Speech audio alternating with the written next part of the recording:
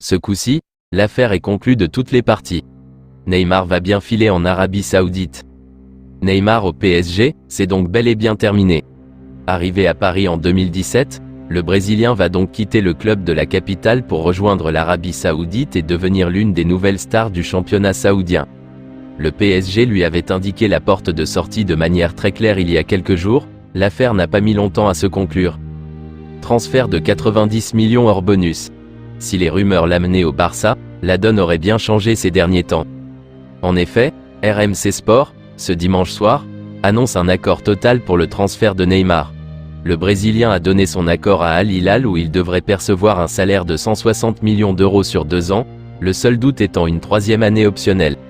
Quant au transfert, le PSG et le club saoudien seraient d'accord sur un transfert de 90 millions d'euros hors bonus. Affaire conclue et place désormais à la traditionnelle visite médicale.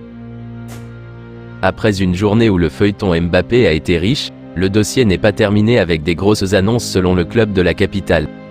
C'est un dimanche particulièrement riche dans l'actualité du PSG.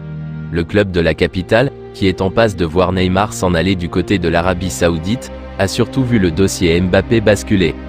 De Lofter sur le départ, la star parisienne est désormais réintégrée à l'effectif de Luis Enrique, et les bruits du jour dessinent même une possible prolongation. Des nouveaux rebondissements confirmés du côté du PSG?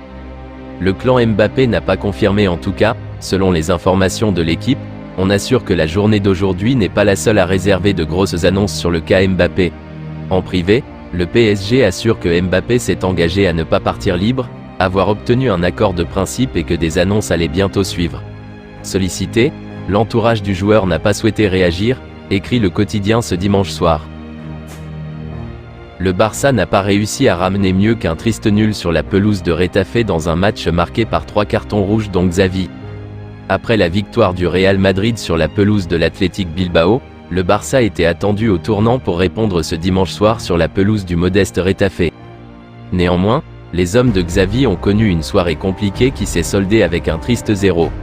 Dans une première période très pauvre en occasion, il aura fallu attendre de passer la demi-heure de jeu pour que Rafinha sollicite Soria d'une frappe enroulée qui a ensuite fini sur le poteau.